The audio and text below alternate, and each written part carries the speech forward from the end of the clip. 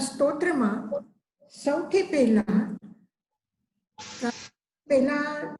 બે શ્લોક જોયા અને હવે આજે પણ જો જોશું એમાં સૌથી પહેલા એને પ્રાર્થના કહો, સાધના કહો, જે પણ કરીએ છીએ એમાં સૌથી પહેલા પોતાના જાતને તૈયાર કર્યું છે કે મારું મન કેવું હોવું જોઈએ, મારા ભાવ કેવા હોવા જોઈએ અને હું શું કરું, શું કરી શકું અને એના માટે જે મને શક્તિ જોઈએ, એના માટે મારો જે પુરુષાર્થ હોવું જોઈએ એ મારા કૃપાથી હું કરી શકું. જેવી રીતે પહેલા શ્લોકમાં કહ્યું છે કે મારી 4 ભાવના હંમેશા બની રહે. આ 4 ભાવનાથી અન્યથા કોઈ પણ ભાવ મારા મનમાં ન આવે. એક પહેલા મૈત્રી, પછી પ્રમોદ ભાવ, પછી કૃપા પરત્વમ એટલે કરુણા અને ત્રીજો માધ્યસ્થ ભાવ, ચોથો માધ્યસ્થ ભાવ. આ 2 ભાવનું આપણે જોયું કે આ 4 પ્રકારના ભાવ સદા મમાસ્તુ મમાત્મા વિદધાતિ દેવ. અને પછી હું આત્મા અને શરીર એ બંનેને પૃથક કરી શકું, અલગ કરી શકું, એમાં ગ્રંથિભેદ થાય. આજે અનાદિકાલથી આત્મા અને શરીર જોડાઈ ગયા છે અને એટલા એકમેક થઈ ગયા છે. જો દૂધમાં પાણી ભરેલું હોય તો આપણે એને દૂધ જ કહીએ. એવી જ રીતે આત્મા શરીરના સાથે એવી સકળાઈ ગઈ છે અને શરીર આત્મા ઉપર એવો હાવી થઈ ગયું છે કે આપણે શરીરને જ આત્મા સમજી ગયા, એક ભ્રાંતિ પેદા થઈ. તો એના માટે કીધું કે એ હું જુદું કરી શકું, આત્માને શરીરથી અલગ સમજી શકું. મને એવું પ્રતીતિ થાય કે આત્મા અલગ અને શરીર અલગ. તો આત્મા અને શરીર કેવી રીતે અલગ છે કે જેવી રીતે તલવાર એ તલવારના કવરમાં એટલે મેનમાં મૂકેલી છે, તો મેન અલગ છે અને તલવાર અલગ છે. એમાંથી આપણે તલવારને અલગ કરી શકીએ છીએ. એવી જ રીતે પ્રભુ તમારા કૃપાથી તવ પ્રસાદેન મમાસ્તુ શક્તિ, મારી એવી શક્તિ આવે મારામાં, એવો પુરુષાર્થ મારો જાગે કે હું એને અલગ કરી શકું, સમજી શકું, પ્રતીતિ કરી શકું. હવે ત્રીજા શ્લોકમાં એને કીધું કે બરાબર છે, હું આત્મભાવમાં રહીને એ કરી શકું, પણ મારું જીવનનો હર ક્ષણ સંસાર સાથે, પરિવાર સાથે, શરીર સાથે જોડાયેલું છે. અને એ જોડાણ જ્યાં સુધી છે, જ્યાં સુધી આત્માને હું અલગ સમજું છું છતાં પણ આ શરીરમાં રહું છું, ત્યાં સુધી જીવનમાં સુખ આવશે, દુઃખ આવશે, લોકોના વચમાં હું રહું. અમુક લોકો મારા ભાવનાના અનુકૂળ મને મળશે, અમુક લોકો મારા ભાવનાના વિપરીત ભાવવાળા મને મળશે. તો એ બધામાં હું કેવી રીતે હું રહી શકું, તો એની પણ હું તૈયારી કરું. એટલે પોતાના ભાવ, પોતાનું અસ્તિત્વ અને પછી સંસાર સાથે જ્યારે રહે છે તો એમાં કેવી રીતે રહેવાનું એટલી તૈયારી પૂરી કરે છે. તો એને કીધું છે ત્રીજા શ્લોકમાં, દુઃખે સુખે વૈરિણી બંધુ વર્ગે યોગે વિયોગે ભવને વનેવા નિરાકૃતા શેષ મમત્વ બુદ્ધે સમમ મનો મેસ્તુ સદાપી નાથ. પાછું બોલું છું, તમે એક એક અક્ષર ઉપર ધ્યાન રાખજો. દુઃખે સુખે વૈરિણી બંધુ વર્ગે યોગે વિયોગે ભવને વનેવા નિરાકૃતા શેષ મમત્વ બુદ્ધે સમમ મનો મેસ્તુ સદાપી નાથ. હે નાથ, હે સ્વામી, હે ભગવાન, સમમ મનો મેસ્તુ સદાપી નાથ, મારું મન હંમેશા એક લેવલ ઉપર રહે, એક સરખું રહે, એ ડાવાડોળ નહીં થાય. ક્યારે આ બાજુમાં તો ક્યારે આ બાજુમાં. અહીંયા જાઉં તો ખાઈ છે, અહીંયા જાઉં તો પથ્થરની ઠોકર લાગે એવું છે. એટલા માટે હું બરાબર એવી રીતે મારા મનને સંતુલન કરીને બેલેન્સ કરીને રાખી શકું કેવી રીતે, ક્યાં ક્યાં મારે બેલેન્સ હોવું જોઈએ, ક્યાં ક્યાં મારું સંતુલન બરાબર રહેવું જોઈએ, તો એવા પ્રસંગો આવે છે અને આવશે મારા જીવનમાં. કયા, ક્યારે હું દુઃખનો અનુભવ કરું, ક્યારે દુઃખદ પરિસ્થિતિમાં રહું, દુઃખમાં રહું, અથવા સુખમાં રહું. મારા જીવનમાં સુખ આવે કે દુઃખ આવે, સારા પ્રસંગો આવે કે ખરાબ પ્રસંગો આવે, અને જે લોકોના વચમાં હું રહું છું એમાં પણ કે બધા જ મારા મિત્ર છે, બધા જ મારા પ્રેમી છે એવું નથી, એમાં પણ ફરક છે. અને ત્યારે વૈરીને બંધુ વર્ગે, મારાથી વેર રાખનાર, મારાથી દ્વેષ રાખનાર, મારાથી જેને ઘૃણાના ભાવ છે, નફરત છે મારાથી જેને, એ લોકો, અથવા મને જેની નફરત છે, મારા મનમાં જેના પ્રતિ ઘૃણા છે, મારા મનમાં જેના પ્રતિ વેર ભાવ છે, આવા લોકો મને મળશે. આવા લોકોના વચમાં પણ હું રહેવું પડે મને. પછી કયા, આખો સંસાર મારો દુશ્મન નથી, પણ એવા પણ લોકો છે, એવા બંધુ વર્ગે જે મારા સગાઓ છે, જે મારા પ્રિયથી પ્રિય વ્યક્તિઓ છે, અને જે મને ગમે છે, એ લોકોના વચમાં પણ હું રહું છું. એના સાથે પણ મારા સંબંધ જોડાયેલા છે, એના સાથે પણ હું જીવી રહ્યું છું. તો આ બધા પ્રસંગો મારા જીવનમાં આવશે. સુખ આવે, સુખે, દુઃખ આવે અથવા સુખ આવે. જે મારા વૈરી છે અથવા જેનો હું વૈરી છું, અથવા જેનો હું સગો છું, અથવા મારા જે સગા છે, જેને હું પ્રિય છું અથવા જે મને પ્રિય છે, આવા લોકોના વચમાં પણ હું રહું છું. પછી શું થાય છે, બધાના સાથે રહેવાનું તો ઠીક છે, આવે એનું શું છે, પણ ક્યારે જે મને ગમે છે, જે મને પ્રિય છે, એનું વિયોગ પણ થઈ શકે છે, થાય છે. વિયોગે અને યોગે, જે મને ગમતું નથી, જે મને નથી જોતું, આવા પણ સંયોગો મારા જીવનમાં આવે છે. તો યોગે વિયોગે, કોઈનો યોગ થાય, કોઈના સંબંધ થાય અને કોઈનો વિયોગ થાય અથવા દૂર થાય. યોગ અહીંયા મનોયોગ, વચનયોગ, કાયયોગ નથી. અહીંયા યોગ એટલે સંયોગ બને, એના સાથે રહેવું પડે, એના સાથે રહેવું પડે, એના સાથે કામ કરવું પડે, એના સાથે વિચાર કરવા પડે, એના વિચારો મારા મનમાં આવે. તો પછી યોગે વિયોગે, અથવા જેના પ્રિય છે એનો સંબંધ થઈ જાય, અથવા જે અપ્રિય છે, જે પ્રિય છે એનો વિયોગ થઈ જાય, અથવા જે અપ્રિય છે એનો સંયોગ થઈ જાય, અથવા જે પ્રિય છે એનો પણ સંબંધ થાય અને જે અપ્રિય છે એનો પણ વિયોગ થાય. ત્યારે મારે શું કરવાનું? અથવા મને ક્યારે જંગલમાં રહેવું પડે, એકલો રહેવું પડે, અને ક્યારે સુંદર મહેલમાં રહેવું પડે.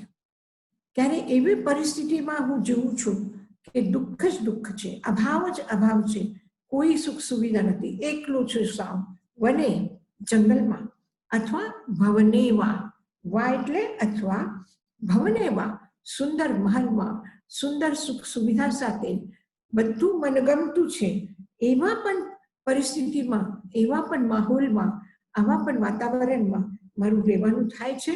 અને જંગલમાં પણ જ્યાં મૃત્યુનો ભય છે, ત્યાં કંઈ મળશે નહીં, જોતું હોય કંઈ થઈ જાય તો કોઈ જોનાર નથી, કંઈ કરવું હોય તો કોઈ કરવા જેવું છે નહીં. તો આવા પ્રસંગોમાં પણ હું આવી જાઉં છું. ત્યારે હે પ્રભુ, મારી નિરાકૃતા શેષ મમત્વ બુદ્ધિ, ત્યારે મારી બુદ્ધિ મમત્વથી, મમત્વ ભાવથી મારા બુદ્ધિને શું કરો? મારા બુદ્ધિમાંથી મમત્વ ભાવ નિરાકૃતા હટાવી દેજો. મારા મનમાં કોઈ દિવસ, મારા અંતરંગ જીવનમાં કોઈના માટે મારી મમત્વ બુદ્ધિ નહીં રહે, અશેષ થઈ જાય, કંઈ રહે નહીં. અને દુઃખ અથવા સુખ शत्रु अथवा मित्र, संयोग अथवा वियोग, भवનમાં અથવા જંગલમાં જ્યાં પણ આવી અનુકૂળ પ્રતિકૂળ પરિસ્થિતિઓમાં હું રહું તો મારું મન સમમ મનોમેસુ, મારું મન સમત્વ ભાવમાં રહે અને મારામાંથી મમત્વ બુદ્ધિ સાવ નીકળી જાય. એક શબ્દ, એક પ્રશ્ન તમારા મનમાં આવશે કે મમત્વ બુદ્ધિ કયું છે? આસક્તિ મારી છૂટી જાય. તો આસક્તિ પ્રિય વ્યક્તિનો સંયોગ થાય, સુખ આવે, મારા આત્મીયજનો સાથે મારે રહેવું પડે, હું સુંદર સુખ સુવિધા સાથે રહું, ત્યારે મને મમત્વ બુદ્ધિ આવે એ વાત બરાબર કે ત્યારે મારી મમત્વ બુદ્ધિ હટી જાય. પણ દુઃખમાં, શત્રુઓના વચમાં વિયોગ થાય ત્યારે અથવા જંગલમાં રહેવું પડે ત્યારે ત્યારે મમત્વ શેનું હોય? પછી એ ચારનું શું થશે? સુખનું કહ્યું, બંધુ વર્ગનું કહ્યું, યોગનું કહ્યું, ભવનમાંથી રહેવાનું કીધું. આ ચાર વાતો કહી, પણ આજે ચાર છૂટી ગઈ. દુઃખ, વૈરી, વિયોગ અને વન, આ ચાર છૂટી ગયા. ત્યારે હું શું કરું? પણ મમત્વ બુદ્ધિ આજે એક શબ્દનો એને પ્રયોગ કર્યું છે. આ બહુ લાક્ષણિક છે. લાક્ષણિક એટલે મમત્વ શબ્દનો એકદમ વ્યાપક અર્થ છે.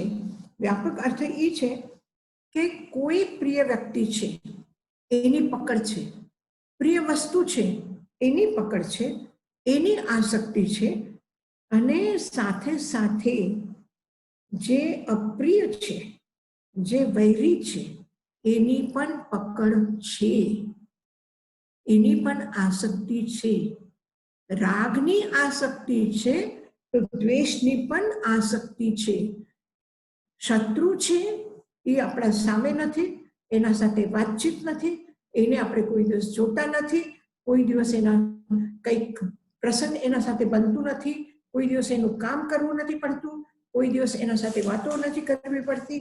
છતાં પણ કેટલી વખત એ શત્રુની આ અપ્રિય વ્યક્તિનું સ્મરણ આવે છે.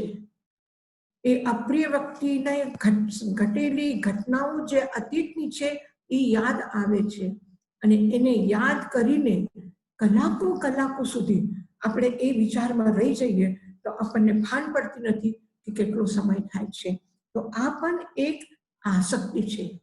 રાગની આસક્તિ છે, સાથે સાથે દ્વેષની પણ આસક્તિ છે.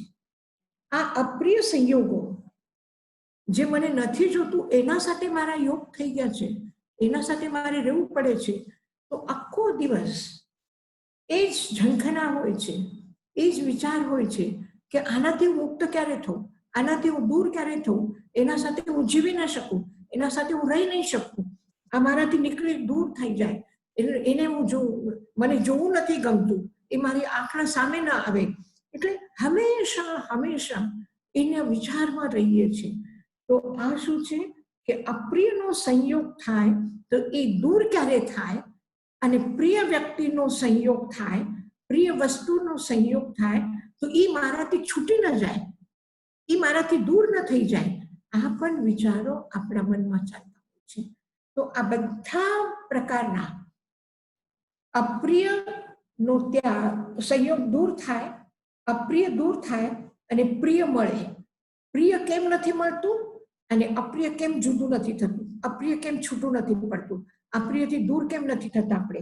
આ હંમેશા અનુકૂળ અને પ્રતિકૂળ, મનગમતા અને ન ગમતા, જેની ઈચ્છા ચાહના છે અને જેની ચાહના નથી, આવા વિચારોમાં આપણે અટવાઈ ગયા છીએ. એ મળે તો પણ અને ન મળે તો પણ બંને રીતે આપણે એમાં જકડાઈને રહીએ છીએ. તો એને જે જકડાઈને રહ્યા છે, એની જે પકડ છે, એનું જે જાલ છે જેમાં આપણે ફસાઈ ગયા છે, આ છે મમત્વ.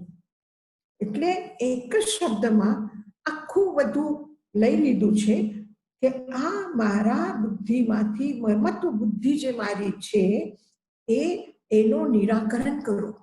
નિરાકરણ અશેષ, એમાં થોડું પણ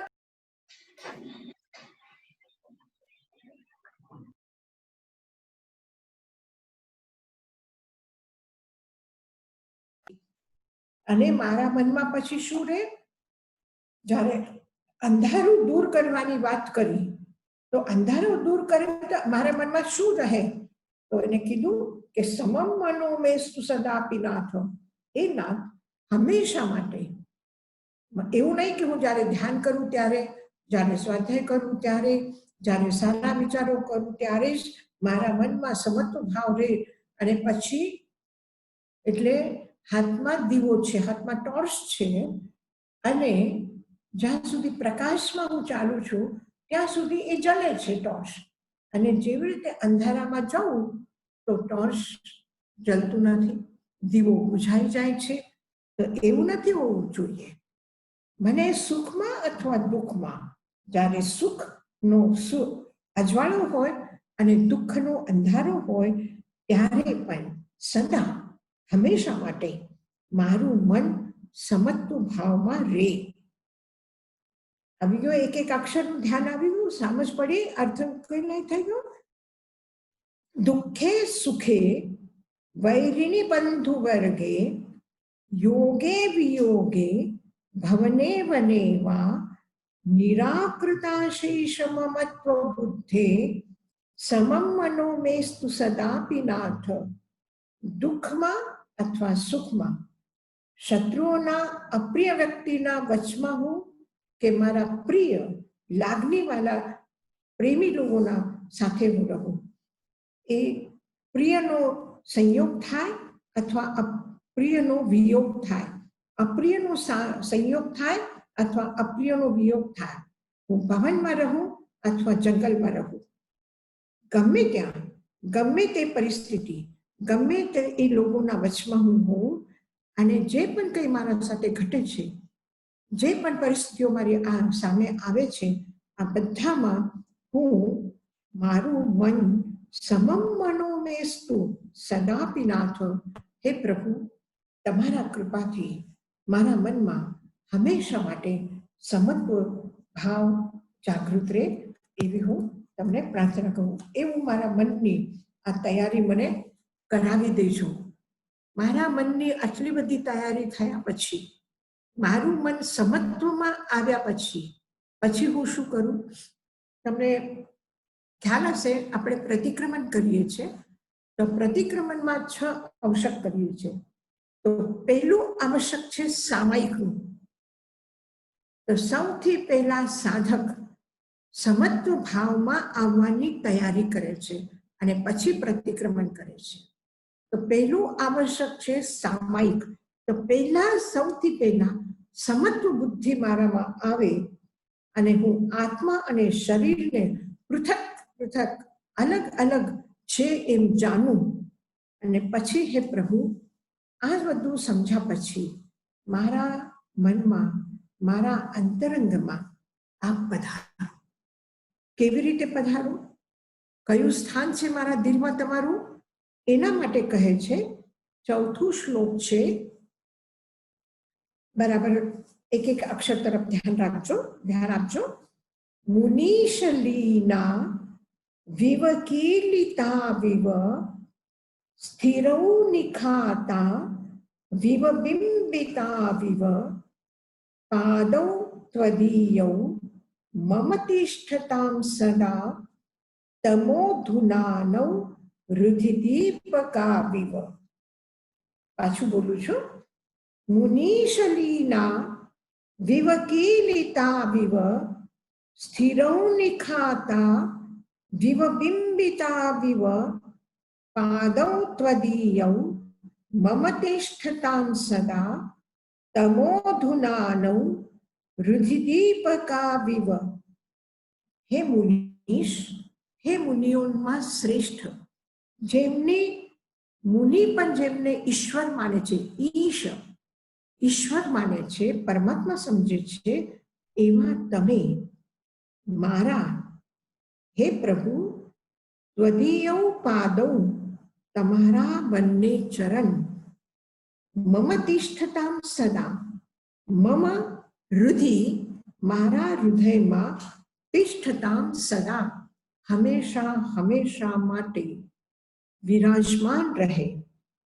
હે ભગવાન, पादौ त्वदीयौ हे मुनीश, पादौ त्वदीयौ हे भगवान, તમારા બંને ચરણ મમ હૃદય મારા હૃદયમાં તિષ્ઠતામ સદા હંમેશા હંમેશા માટે વિરાજમાન રહે. અને એ કેવી રીતે રહે? લીના ઈવ, જાણે તમારા ચરણ મારા હૃદયમાં લીન થઈ ગયા એવી રીતે. કમાલ છે ને? આ ભક્તોની કમાલ છે, આ ભાવનાની કમાલ છે. આપણે શું કહીએ કે પ્રભુના ચરણોમાં હું લીન થઈ જાઉં, અને એ શું કહે છે કે તમારા ચરણ મારા હૃદયમાં લીન થઈ જાય. પાણી છે મારું હૃદય, અને તમારા ચરણ સાખર છે. સાધારણ સાખર નથી, ખડી સાખર, મિશ્રી છે. અને આ મિશ્રી પાણીમાં શું થઈ જાય? આ મિશ્રી દૂધમાં શું થઈ જાય? ઓગળી જાય છે. ઓગળી જાય એટલે પાણીથી સાખર દૂર થઈ છે, અલગ થઈ છે? ના, એમાં વિલીન થઈ ગઈ, ભળી ગઈ. તો એવી રીતે ફક્ત મારા હૃદયમાં જ તમારા ચરણ હોય એવી રીતે નહીં, મારા આખા જીવનમાં તમારા ચરણ લીન થઈ જાય. કીલિતાવિવ,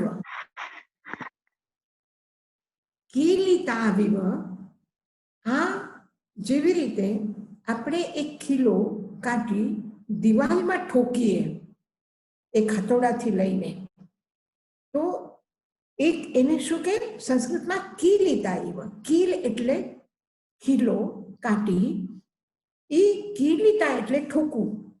જાણે કોઈ દિવાલમાં કાંટી ઠોકી હોય, ખીલો ઠોક્યો હોય, એવી રીતે તમારા ચરણ મારા હૃદયના અંદરમાં એકદમ ઠોકાઈ જાય. આવી ધ્યાનમાં એની ઉપમા આવી ધ્યાનમાં કે કીલિતાવિવ, તમારા ચરણ મારા હૃદયમાં એકદમ ઊંડા અંદરમાં ઠોકાઈ જાય. એટલે કોઈ એને પાછા કાઢી ન શકે. કદાચ એ થોડા કોઈ હથોડો મારે પાછું એને, તો એ ખીલો શું થઈ જાય? હલી જાય, ઢીલો થઈ જાય. કે આવી રીતે હાલવા નહીં જોઈએ, અવિચલ જોઈએ. એને કોઈ કાઢી શકે, ધક્કો લગાડી શકે એવી રીતે નહીં જોઈએ. એવા જોઈએ સ્થિર, એકદમ સ્થિર રહી જાય, એ હલે નહીં, અવિચલ રહે, ચલાયમાય નહીં. કે મારા શ્રદ્ધામાં કોઈ ચલ દોષ, મલ દોષ, જે સમ્યકતાના દોષ છે એ આવે એવી રીતે નહીં. સ્થિર, એકદમ સ્થિર થઈ જાય તમારા ચરણ મારા હૃદયમાં. અને નિખિતાવિવ, ખોદેલા હોય એવી રીતે, ખાલી ઠોકેલા છે એવી રીતે નહીં. ઠોકેલો તો જલ્દી નીકળે, પણ એ ખીલાને એના આ ભાગ ઉપર પાછું આમ ટેડું બે એવા હોય કે જેને આપણે જેવી રીતે દરવાજાને જે લાકડાની આપણે ચોખટ લગાડી, અને ચોખટને જે કલમકુ લગાવ્યા, એ કલમકુમાં જે લોઢું હોય છે આ એકદમ પ્લેન નથી હોતું. એ એને આમ બે આ હોય છે, આમ બે હિસ્સા કરેલા હોય છે. અને પછી એને અંદરમાં કોઈ ખોદે, ઠોકી દે, તો એ ઠોકેલું પાછું એને કાઢવું સહેલું નથી હોતું. એ આકરું પડે છે, એ હલે નહીં. તો એવી રીતે તમારા ચરણ જે છે મારા હૃદયમાં આમ ખોદી નાખ્યા હોય એવી રીતે અંદર જાય. અને એમ નહીં કે ખાલી નીચે અંદરમાં છે અને ઉપર વ્યવહારમાં નથી આવ્યું, એમ પણ નહીં.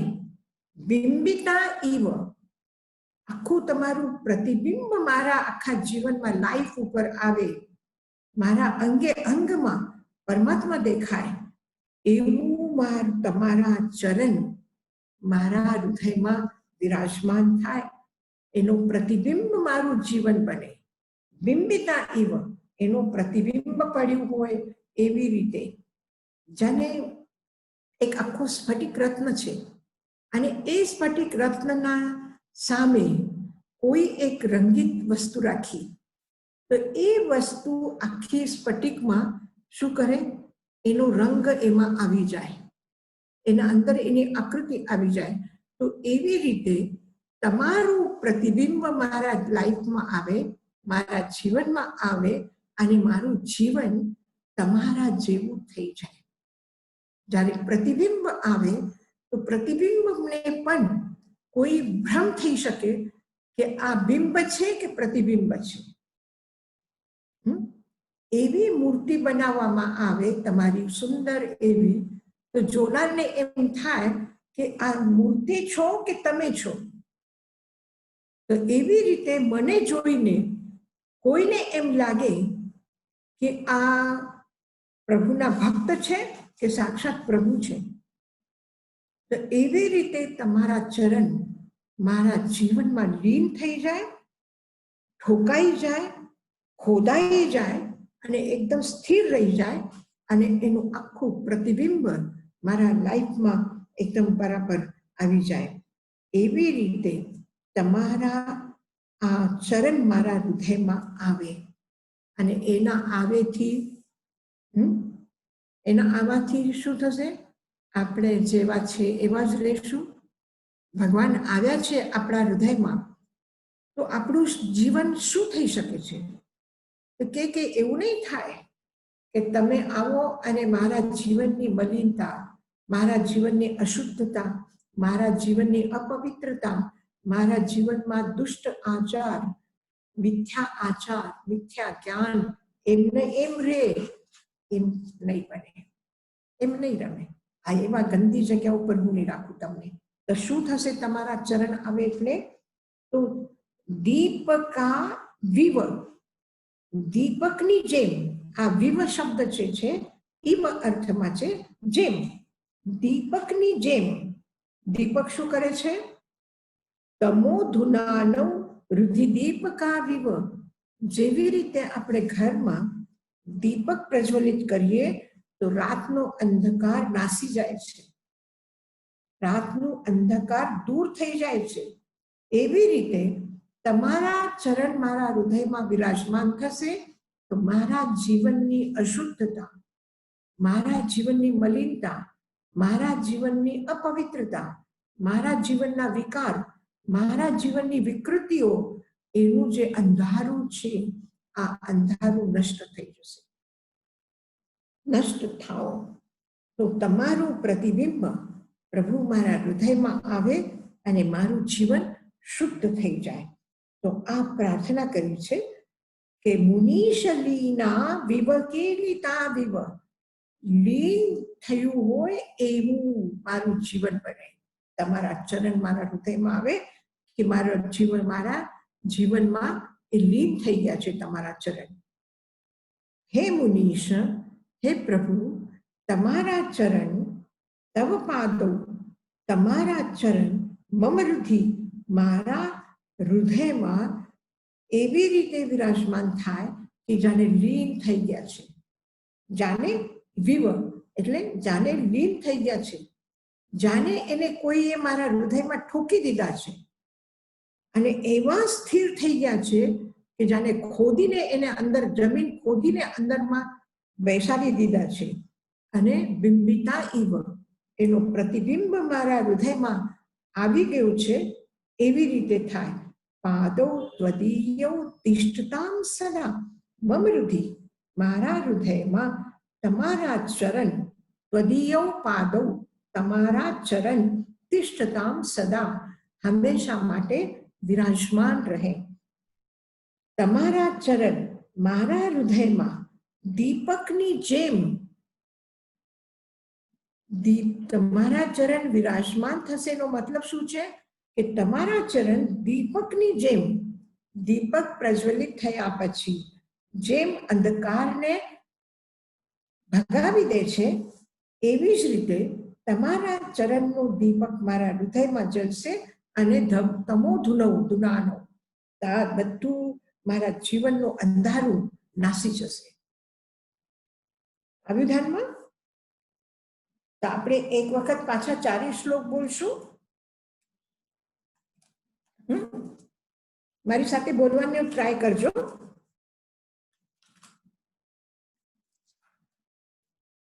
પહેલું શ્લોક છે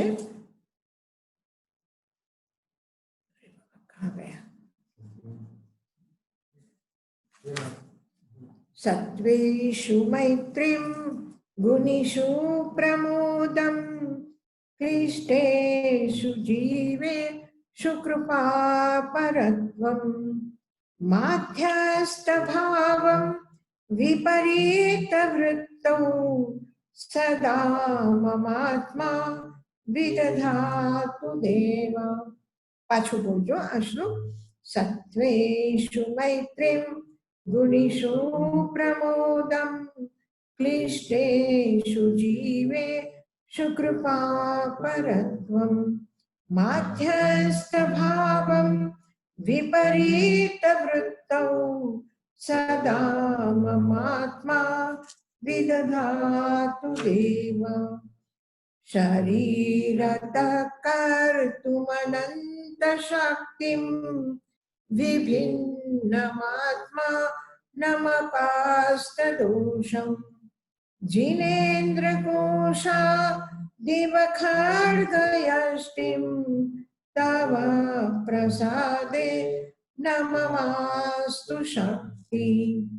દુઃખે સુખે વૈરિણી બંધુવર્ગે યોગે વિયોગે ભવને વનેવા નિરાકૃતાશે સમમાત્મબુદ્ધે સમમ મનો મે સુસદાપિ નાથ.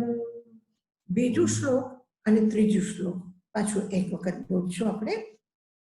શરીરતઃ કર્તુમનંત શક્તિમ વિભિન્નમાત્મા નમપાસ્તદોષમ જીનેન્દ્રકોશા દિવખડ્ગયષ્ટિમ તવ પ્રસાદે નમવાસ્તુ શક્તિ. દુઃખે સુખે વૈરિણી બંધુવર્ગે યોગે વિયોગે ભવને વનેવા નિરાકૃતાશે સમમાત્મબુદ્ધે સમમ મનો મે સ્તુ સદાપિ નાથ.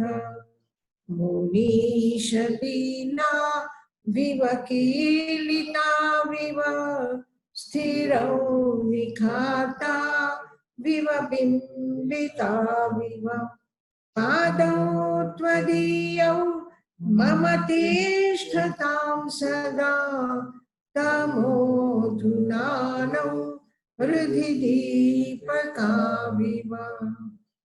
પાછું બોલશું આપણે ચોથું શ્લોક બીજી વખત.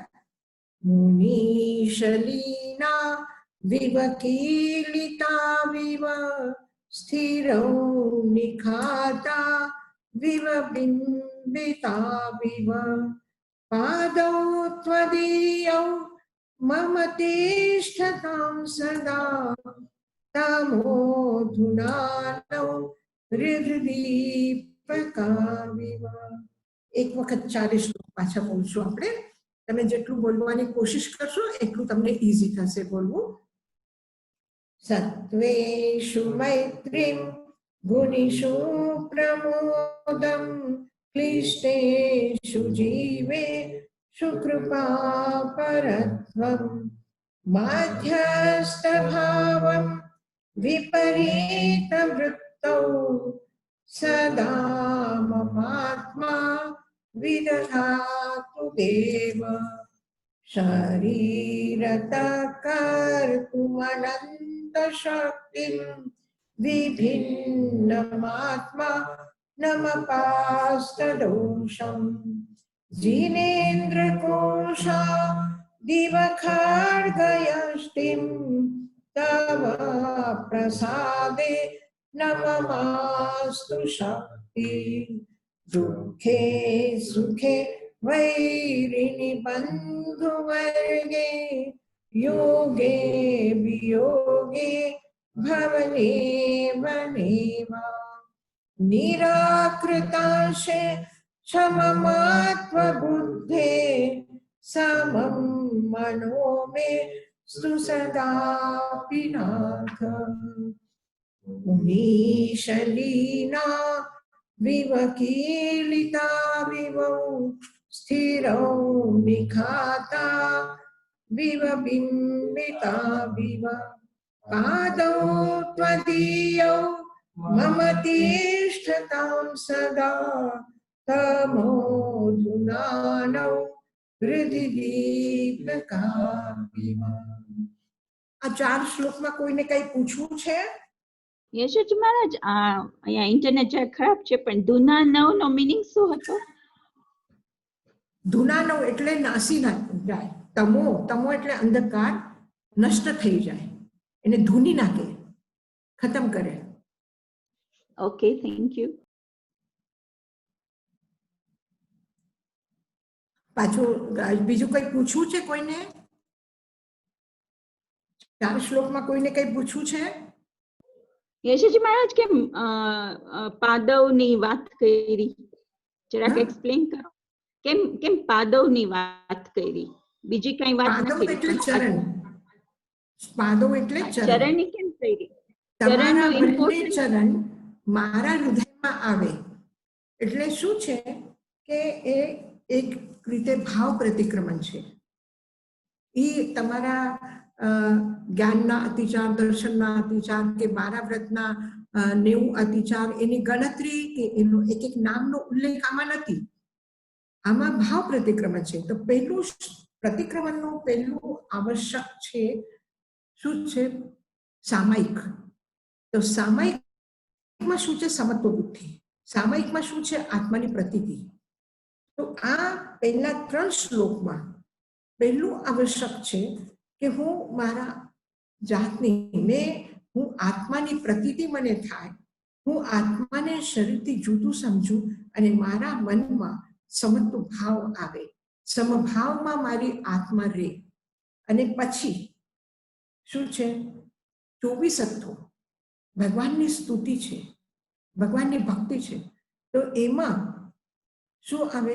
પરમાત્માની ભક્તિ એટલે કે તમારા ચરણ મારા હૃદયમાં વિરાજમાન થાય. આપણે પૂજા કરીએ તો સૌથી પહેલા ચરણ પૂજા કરીએ છીએ. ભગવાનના ચરણને પૂજું છું.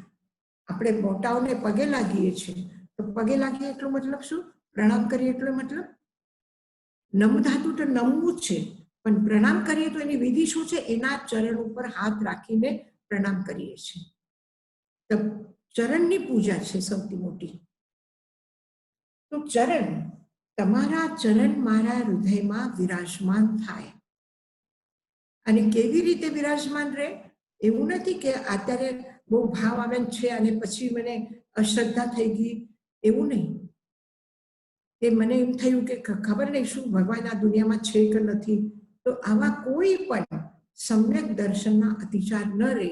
એટલે સદા મમાસ્, હંમેશા પ્રત્યેક એમાં જ્યાં જ્યાં ભગવાનના ભક્તિનો આવે, આત્મભાવનો વાત આવશે તો હંમેશા સદા સદા મમાસ્તુ વિદધાતુ દેવ. આ વિધાનમાં હા યશોજી મહારાજ, થેન્ક યુ. હા જી, બીજું કઈ પૂછવું છે? યશાજી મહારાજ, પ્રતિબિંબ એટલે શું? બિંબ. પ્રતિબિંબ એટલે અરીસામાં આપણું ચહેરો દેખાય. આપણે અરીસા સામે ઉભા રહીએ તો અરીસામાં આપણું ચહેરો દેખાય. ચહેરો દેખાય આ સામાન્ય ભાષા છે. પણ શું અરીસામાં શું આવે? બિંબ એટલે હું પોતે, અને પ્રતિબિંબ એટલે મારું બિંબ, મારું રૂપ એમાં દેખાય. તો પ્રતિબિંબ એટલે બીજું બિંબ. આ વિધાનમાં પ્રતિબિંબ એટલે હા, ખબર પડી. હા, એ સ્વરૂપ, એ રૂપ જેમ છે તેમ ઝલકે, એ પ્રતિબિંબ. યશાજી મહારાજ, નંબર 3 માં આપણે મોહન્ય કર્મની વાત, દુઃખે સુખે જે વાત કરી છે, એ મોહન્ય કર્મ જે રાજા છે આપણા, એના ઉપર આપણે વધારે કોન્સન્ટ્રેટ કરવાનું. મમત્વ બુદ્ધિ ઈ થોડીક એના ઉપર. હા, એવું છે કે ભક્તિ કેમ જાગે અથવા આસક્તિ મમત્વ બુદ્ધિ કેમ છૂટે, ક્રોધ કેમ ઓછું થાય, અહંકાર કેમ ઓછું થાય, જીવનમાંથી માયા છલ છદ્મ એ કેમ દૂર થાય. આ જેટલા પણ પ્રશ્નો છે, આ બધા પ્રશ્નો ક્યાં જઈને અટકે છે? કે જઈને અટકે છે? ખાલી એક જ કર્મ છે, મોહનીય. ખાલી અજ્ઞાન કેવી રીતે દૂર થાય એના માટે જ્ઞાનાવર્ણ્ય કર્મનો ક્ષય થાય, ક્ષમ થાય તો જ્ઞાન આવે. અને જ્ઞાન આવે તો શું આવે? પદાર્થ જ્ઞાન આવે, તત્વ જ્ઞાન આવે. પણ પ્રભુના પ્રતિ ભક્તિ, તત્વનું જ્ઞાન, પણ તત્વાર્થ શ્રદ્ધાનમ સમ્યક દર્શનમ, તત્વ જ્ઞાન જે મેળવ્યું છે એના પ્રતિ શ્રદ્ધા, ભક્તિ, પરમાત્માને જાણ્યું એના પ્રતિ ભક્તિ, એ ક્યાંથી આવે? એ સમ્યક દર્શનથી આવે. અને સમ્યક દર્શન ક્યારે થાય?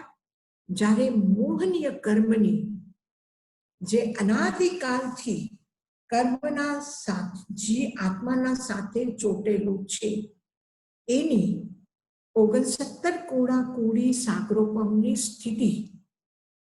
અને એટલે મોહનીય કર્મના બે ભેદ છે, દર્શન મોહનીય અને મિથ્યાત્વ મોહનીય અને ચારિત્ર મોહનીય. દર્શન મોહનીયના 3 ભેદ: મિથ્યાત્વ મોહનીય, મિશ્ર મોહનીય અને સમ્યક્ત મોહનીય. તો એમાં ચારિત્ર મોહનીયની અનંતાનુબંધી ક્રોધ માન માયા લોભ, અપ્રત્યાખ્યાનાવર્ણ્ય ક્રોધ માન માયા લોભ, પ્રત્યાખ્યાનાવર્ણ્ય ક્રોધ માન માયા લોભ અને સંચલન ક્રોધ માન માયા લોભ, આ 16 થઈ. અને એના જેવી મોહ જેવી જ એની પ્રકૃતિ જે આપણા જીવનમાં બીજી છે, એ શું છે? હાસ્ય, રતિ, અરતિ, ભય, શોક, જુગુપ્સા. આ બધા જે 9 છે, આ બધી સ્ત્રી વેદ, પુરુષ વેદ, નપુંસક વેદ, આ જે 9 પ્રકૃતિઓ છે, તો 16 અને 9 આટલી પ્રકૃતિ મોહની કર્મની છે, અને 3 દર્શન મોહની. તો આમાંથી જો અનંતાનુબંધી ક્રોધ માન માયા લોભ, આ 4 મિથ્યાત્વ મોહનીય, મિશ્ર મોહનીય અને સમ્યક્ત મોહનીય, આ 7 પ્રકૃતિનો ઉપશમ થાય, ક્ષય થાય અથવા ક્ષયોક્ષમ થાય, ત્યારે મિથ્યાત્વ ગુણસ્થાનમાંથી આપણે સમ્યક્ત ગુણસ્થાનમાં આવીએ છીએ. અને સમ્યક્ત ગુણસ્થાનમાં આવવા પહેલા મિથ્યાત્વ ગુણસ્થાનનો જ્યારે આરો આવે, અંત આવે, ત્યારે મિથ્યાત્વ મોહનીય અને મિશ્ર મોહનીયનો ક્ષયોક્ષમ અથવા ક્ષય થાય, અને સમ્યક્ત મોહનીયનો ઉદય હોય તો પણ ભક્તિ જાગે. અને ભક્તિ જાગે એટલે શું થાય છે? કર્મના આવરણ જે છે, જે પ્રગાઢ આવરણ છે, એ ઝીણા થઈ જાય, ઓછા થઈ જાય.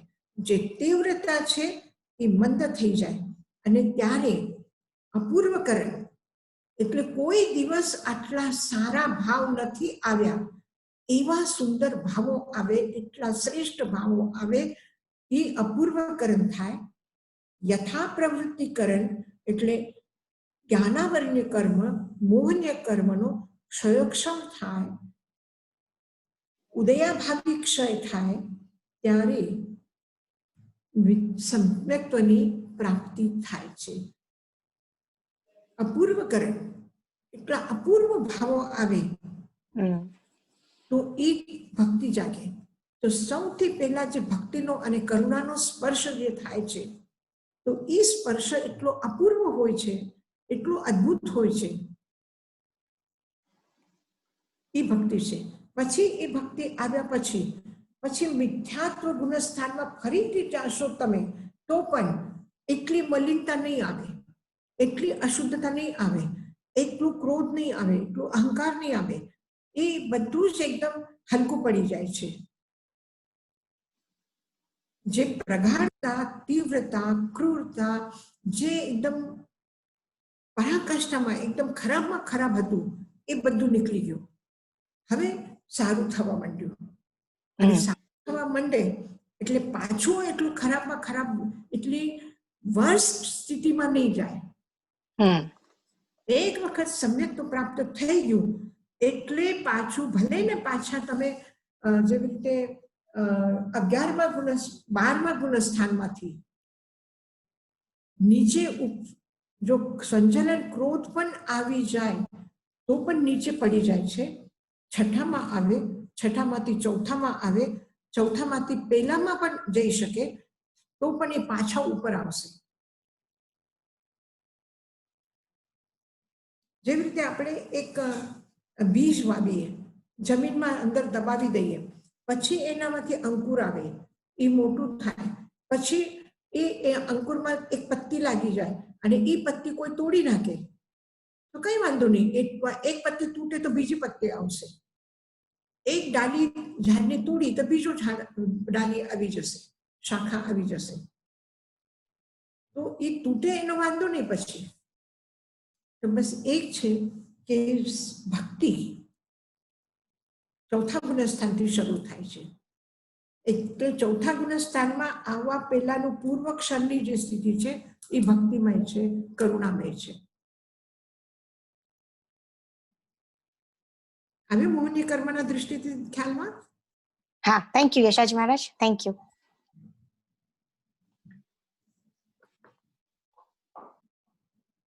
કોઈને પૂછવું છે હજી કઈ?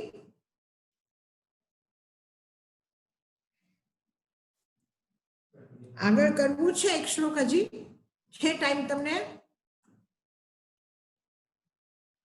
હા યશાજી મહારાજ, હા છે. એક શ્લોક કરવું છે હજી? હા કરીએ આપણે. હા યશાજી મહારાજ. તો હવે 5મો શ્લોક છે. એકેન્દ્રિયાદ્યા યદિ દેવ દેહિન પ્રમાદત સંચરતા ઇતસ્તત ક્ષતા વિભિન્ના મિલિતા નિપીડિતા મમાસ્તુ મિથ્યા દુરનુષ્ઠિતમ તદા. આપણે સમ્યક દર્શન પછી પ્રતિક્રમણમાં દર્શનના અતિચાર બોલીએ, પછી જ્ઞાનના અતિચાર બોલીએ, પછી ચારિત્રના. ચારિત્રમાં સૌથી પહેલા શું આવે? અહિંસા વ્રત આવે. એને હવે અને જ્યારે આપણે પ્રતિક્રમણ કરીએ ત્યારે શું બોલીએ? મિચ્છામિ દુક્કડમ.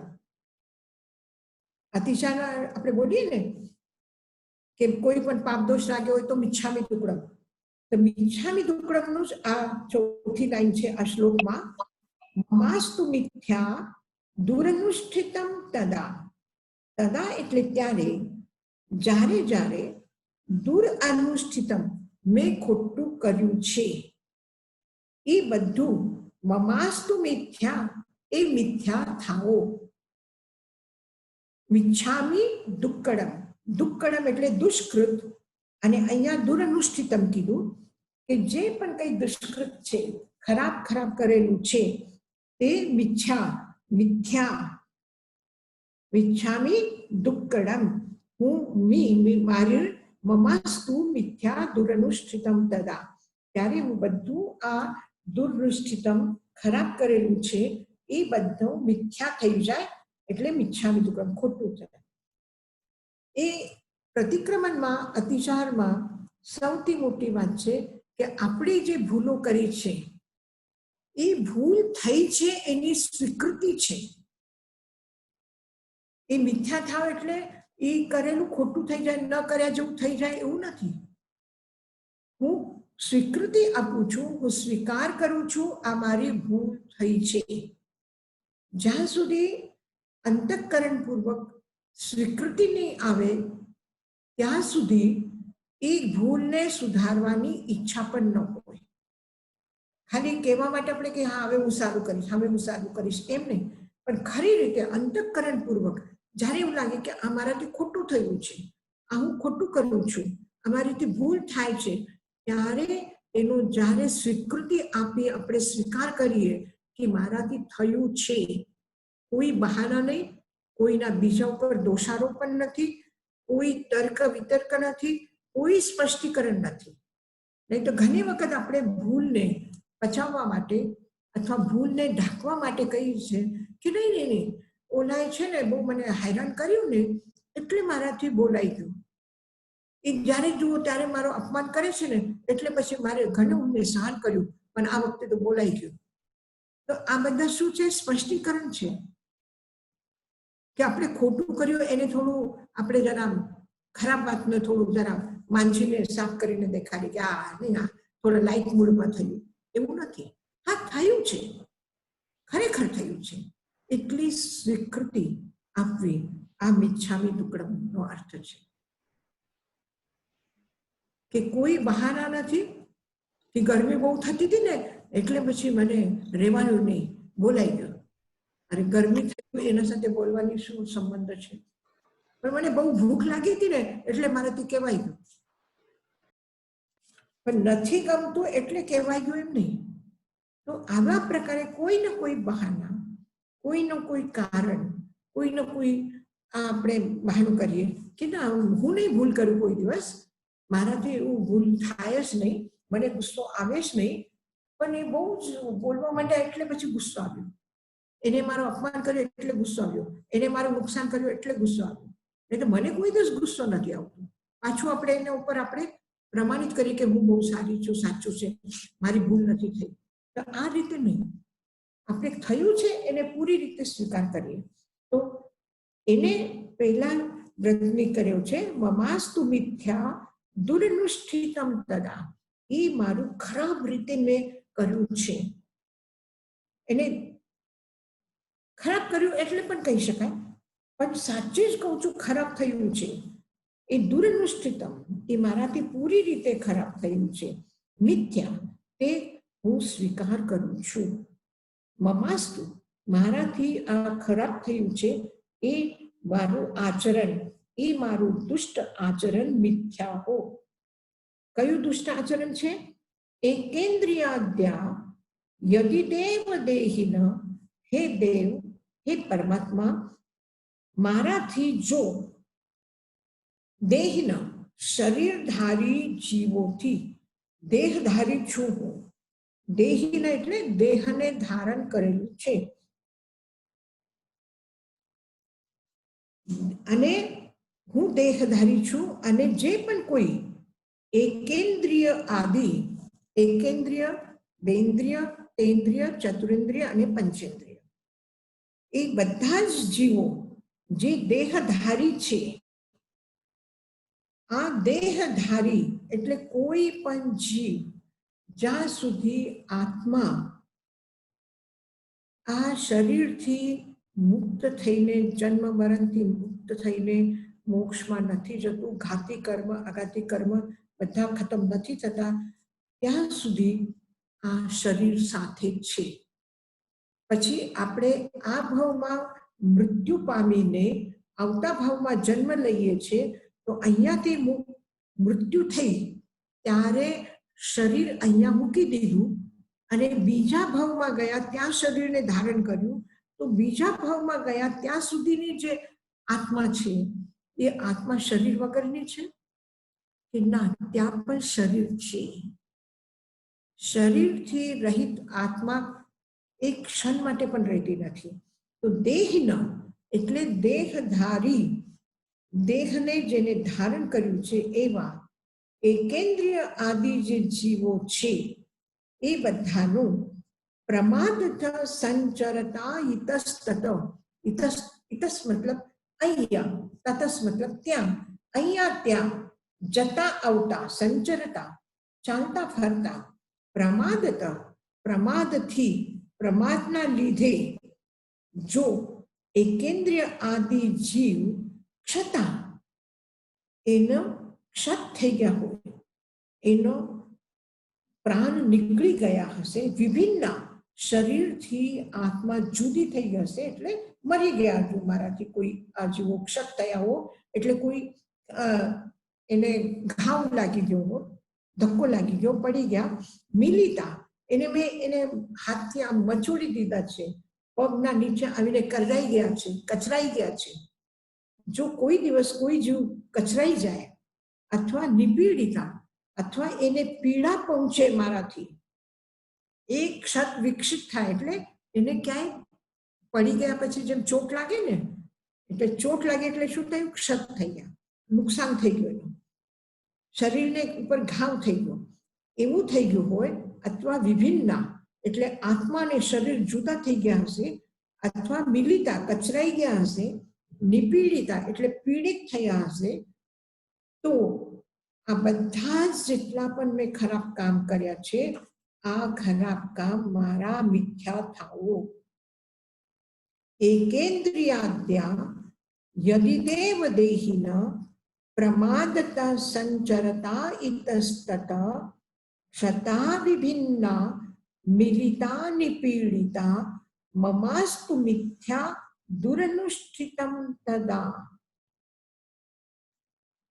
હે દેવ, હે પ્રભુ, એકેન્દ્રિયાદ્યા દેહિન એકેન્દ્રિય આદિ જેટલા પણ જીવો છે શરીર ધારણ કરેલા, એ બધા જીવોને પ્રમાદત સંચરતા ઇતસ્તત મારા દ્વારા અહીંયા ત્યાં ચાલતા ફરતા સંચરતા સંચરણ કરતી વખતે, પ્રમાદતા પ્રમાદના લીધે ક્ષતા ક્ષત થયા હશે, શરીરથી જુદા પડી ગયા હશે, કચરાઈ ગયા હશે અથવા પીડિત થયા હશે, આવા જે પણ કંઈ મારાથી ખરાબ કામ થયા છે હિંસાના, એ બધા મમાસ્તુ મિથ્યા, એ મારા બધા ખરાબ દુષ્ટ કર્મ જે મેં આચરણ કર્યા છે,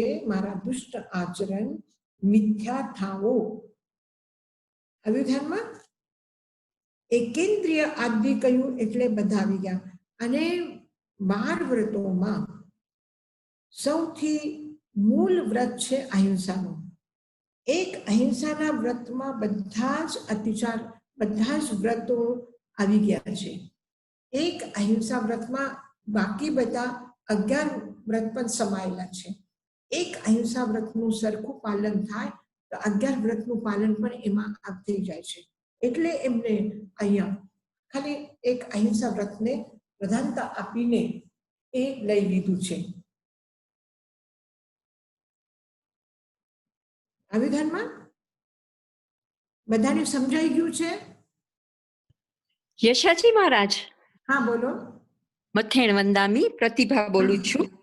હા બોલો. આમાં આપણે હિંસા કરીએ તો આપણે મન વચન ને કાયાથી હિંસા કરીએ, હા. તો આમાં ખાલી કાયાની હિંસા, કાયાથી હિંસા લખી કયું છે કે મન અને વચન પણ આવે? મન અને વચન પણ આવી ગયું છે. ઓકે, હા ને પ્રમાદથી, હા ફક્ત શરીર નહીં કરે, પ્રમાદથી, પ્રમાદના લીધે. તો પ્રમાદ કોણ કરે? મન કરે. બરાબર, હા. કરે એટલે વાણીમાં પણ આવી જાય.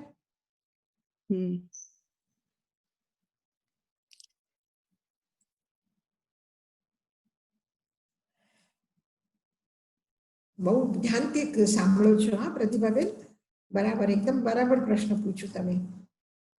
અને શું થાય છે કે બોલતી વખતે આપણે એકાદ શબ્દ વધારે પણ બોલી જઈએ, વાતચીતમાં પણ આપણે જોઈએ છીએ કે આ શબ્દની કઈ જરૂરત નથી તો પણ આપણાથી બોલાઈ જાય છે. અડધું વાક્ય બોલી રહે પછી પાછું એ જ વાક્ય રિપીટ કરીને આપણે આખું વાક્ય બોલીએ છીએ. પણ આ જે છે ને પદ્યમાં છે એટલે ગીતમાં છે, તો એમાં બહુ જ ગણતરીના શબ્દો હોય. અને ખાસ કરીને આ જે સંસ્કૃત રચના છે, આ રચના છે છંદોબદ્ધ રચના, એટલે એકદમ ગણતરીમાં ગોઠવાયેલા શબ્દો હોય. એમાં એક પણ અક્ષર પહેલી લાઈનમાં કેટલા હોવું જોઈએ, બીજી લાઈનમાં કેટલા હોવું જોઈએ, ત્રીજી લાઈનમાં કેટલા હોવું જોઈએ, એ એનો નિયમ છે અને એ પ્રમાણે જ એ ગોઠવાયેલા હોય. તો એમાં એક પણ વધારેનો શબ્દ ન નાખી શકીએ, પણ જે ભાવ આવે છે એ બધા ભાવ એમાં સમાઈ જાય છે.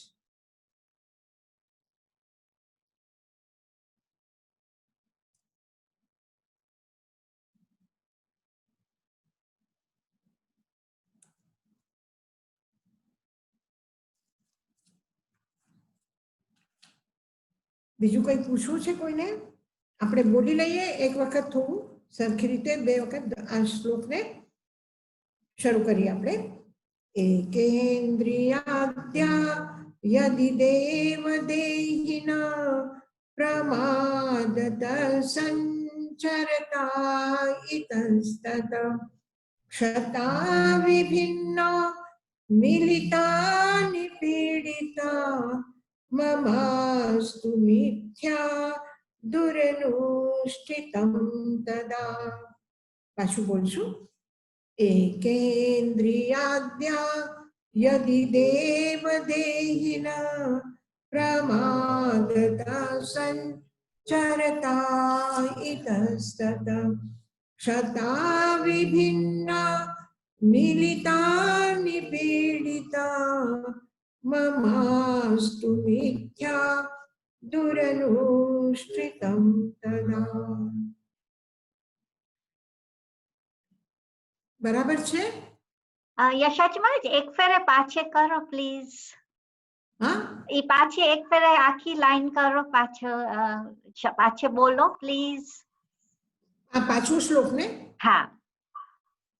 એકેન્દ્રિયાદ્યા યદિ દેવ દેહિન પ્રમાદત સંચરતા ઇતસ્તત ક્ષતા વિભિન્ન મિલિતા નિપીડિતા મમાસ્તુ મિથ્યા દુરનુષ્ઠિતમ તદા.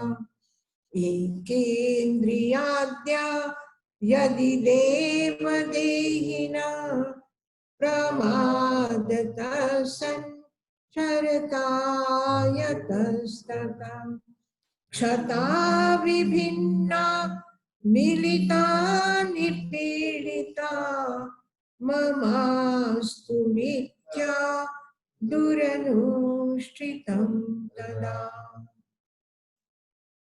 થેન્ક યુ યશાજી મહારાજ. બરાબર સમજાયું? Sorry, Richa Ben, number 5 ma we have this nimidas tadastu. Is this mamastu or tadastu? Sorry, there is a word. યશાજી મહારાજ, એટલે બોલો. આમાં ઇંગ્લિશમાં આપણે લખ્યું છે ને એવી રીતે લખ્યું છે, નિમિતિદાસ તદાષ્ટમ તદષ્ટુ Yeah. મિથ્યા. ક્ષતા વિભિન્ના મિલિતા નિપીડિતા મમાસ્તુ મિથ્યા દુરનુષ્ઠિતમ તદા. એટલે આમાં ઇંગ્લિશમાં થોડુંક જુદું છે, એટલે ચેન્જ કરી નાખશું. હા. અને એવું છે કે મમાસ્તુ પણ ચાલે અને તદાસ્તુ પણ ચાલે, બંને મળે છે અલગ અલગ ચોપડીઓમાં. મમાસ્તુ એટલે મેરા, મારું, અને તદાસ્તુ મતલબ એ જેટલું જે કંઈ દૂર અનુષ્ઠિત થયેલું છે, ખરાબ કામ થયું છે એ બધું, આપણે કહીએ ને જે કર્યું એ બધું, તો એમાં બધું આવી ગયું, તો એમ કહેવા માટે તદ અસ્તુ, તદાસ્તુ. પણ મને એવું લાગે મમાસ્તુ વધારે બરાબર છે. તદાસ્તુ જો કરીએ તો તદ અસ્તુ તદસ્તુ થશે, તદાસ્તુ નહીં થાય. અને મમાસ્તુમાં મમાસ્તુ થશે, મમસ્તુ નહીં થાય. યશાજી મહારાજ તદસ્તુ જ છે આમાં. તદસ્તુ છે તો તદસ્તુ પછી બરાબર છે, તો ચાલશે. તદસ્તુ પણ ચાલે ને મમાસ્તુ પણ ચાલે. એનો યશાજી મહારાજ, અર્થ જો મમાસ્તુ હોય તો શું અર્થ થાય કે મારું દૂર અનુષ્ઠિત, મારું ખરાબ કૃત્ય. અને તદસ્તુ એટલે જે જે કાંઈ ખરાબ કર્યું છે તે બધું, તે અર્થમાં જાય તદસ્તુ. યશાજી મહારાજ, સામાયિક લીધી પછી 24 લીધો, તો પછી હવે વંદન કેમ ના લીધું? એ આગળ આવશે. ઓકે. અને બીજું, આ સામાયિક પાઠ કહે છે, આમ રીલી પ્રતિક્રમણ છે, તો કેમ સામાયિક પાઠ નામ નાખ્યું? આ શું છે? એનું નામ દ્વાત્રિંશિકા પણ છે, સામાયિક સૂત્ર પણ છે, અને ભાવ પ્રતિક્રમણ પણ છે. જેવી રીતે ભક્તામર સ્તોત્રનું નામ આદિનાથ સ્તોત્ર છે, પણ ભક્તામર આ શબ્દથી શરૂ થયું એટલે આપણે એને ભક્તામર કહેવા માંડ્યા. એને બોલવામાં કરવામાં ઈઝી થઈ ગયું. ભક્તામર, ભક્તામર એટલે ભક્તામર પ્રણત મૌલી મની પ્રભાન, એટલે તરત જ બોલવા માંડીએ. તો એમાં નામમાં જેવી રીતે લોગસ્ય આપણે કહીએ, લોગસ્યનું પાઠ બોલો, પણ લોગસ્યનું નામ શું છે? 24 એટલે ચતુર્વિંશતિ સ્તવ, 24 તીર્થંકરોની સ્તુતિ. અને આપણે શું બોલીએ? લોગસ્ય ઉજ્જોય કરે, લોગસ્યનું પાઠ. એટલે પહેલું અક્ષર જે શરૂ થયું એનાથી બોલવાની લોકો પ્રસિદ્ધ થાય છે.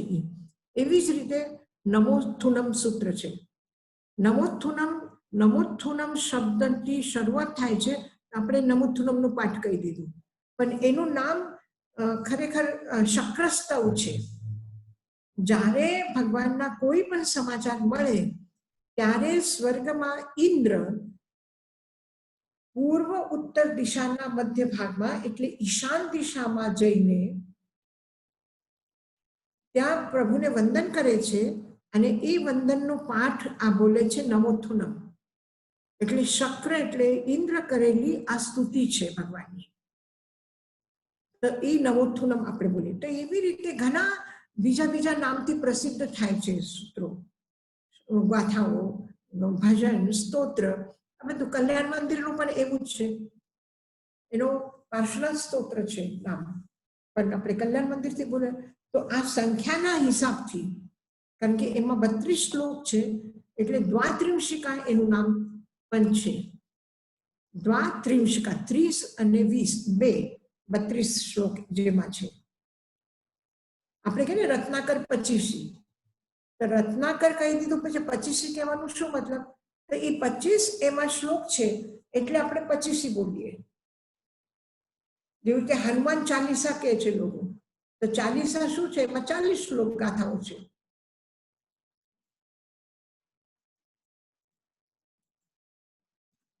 અને આ સામાયિક સૂત્ર જે કહ્યું છે આ દિગંબર પરંપરાથી આવેલું છે. આમ તો છે આ દિગંબર પરંપરાનું, કારણ કે એમના રચયિતા જે આચાર્ય છે આ દિગંબર છે, પણ આખા સ્તોત્રમાં તમે જોશો ક્યાંય પણ એને દિગંબરના કોઈ પણ ધારણાનો પ્રચાર નથી કર્યું કે કોઈ પણ સિદ્ધાંતનું નામ નથી લીધું, કાંઈ નહીં. એકદમ શુદ્ધ આત્મિક ભાવની આ સ્તોત્ર છે, એટલે બહુ પ્રસિદ્ધ થઈ ગયું છે. આ સ્તોત્ર શાસ્ત્રો પર લખાયા છે, તામ્રપત્ર પર લખાયા છે, સ્વર્ણપત્ર પર લખાઈ ગયા છે, અને મંદિરોની દિવાલો ઉપર પણ આ સ્તોત્ર લખાયેલા છે.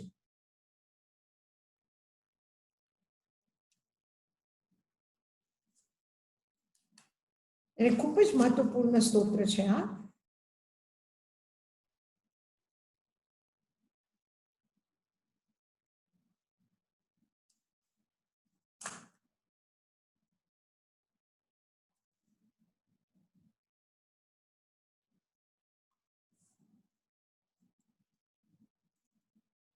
હજુ કરવું છે? બસ હવે યશાજી મહારાજ હવે આપણે ફિનિશ કરીએ. હા, ટાઈમ થઈ ગયો. પાછો આપણે સેટરડે ને મળશું. હા હા. અને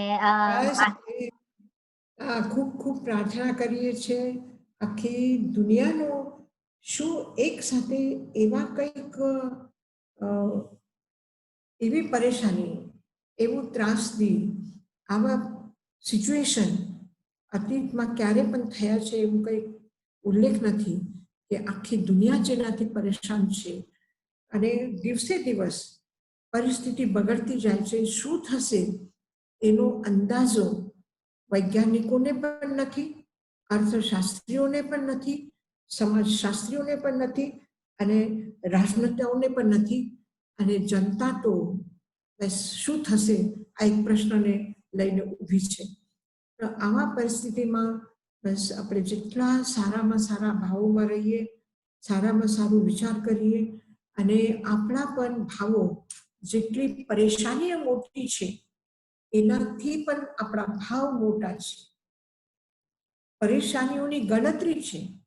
આ ક્ષેત્રથી એને નપાય છે કે આ પૃથ્વી ઉપર આખા દુનિયામાં થઈ ગયું છે, પણ આપણા ભાવોની કોઈ લાંબાઈ કે પહોળાઈ કે ક્ષેત્રની એનાથી નાપ કરવાની કોઈ સીમા નથી, કોઈ સાધન નથી.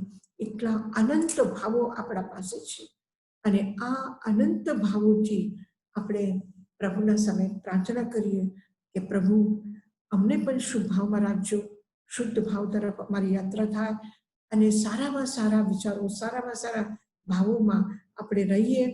ગમે તે પરિસ્થિતિ હોય, ગમે તે સિચ્યુએશન હોય, આપણે સારા ભાવમાં રહીએ અને આખી દુનિયાને માટે સારું પાછું થઈ જાય, બધાના દુઃખ મટી જાય, બધાની ત્રાસદી મટી જાય અને સારું ને સારું બધામાં વધારેમાં વધારે સારું થાય, એ જ આપણે પ્રાર્થના કરીએ છીએ. આ પ્રાર્થના સાથે મંગલ પાઠ. નમો અરંતાનંદ, નમો સિદ્ધાનંદ, નમો આયર્યાનંદ, નમો વેચ્છાયાનંદ, નમો લોય સવસાહુનમ, એસો પંચ નમોકારો સર્વ પાવપણાસનો, મંગલાનં ચ સર્વેસિમ પરમં હવૈ મંગલમ. ગુરુદેવ કી આજ્ઞા ચત્તારી મંગલમ, અરહંતા મંગલમ, સિદ્ધા મંગલમ, સાહુ મંગલમ, કેવલીપણત્તો ધમ્મો મંગલમ. ચત્તારી લુગુત્તમા રત્તા લુગુત્તમા, સિદ્ધા લુગુત્તમા, સાહુ લુગુત્તમા, કેવલીપણત્તો ધમ્મો લુગુત્તમો. ચત્તારી શરણમ પવચ્ચામિ, અરહંતે શરણમ પવચ્ચામિ, સિદ્ધે શરણમ પવચ્ચામિ, સાહુ શરણમ પવચ્ચામિ, કેવલીપન્નતમ ધમ્મમ શરણમ પવચ્ચામિ. અરહંતો કા શરણા, સિદ્ધો કા શરણા, સાધુ કા શરણા, केवली प्रवृत्ति दया धर्म का शरणा. चार शरणा दुख करना, सुख करना और शरणा नहीं कोई, जो भय प्राणी आप डरे तो अक्षय.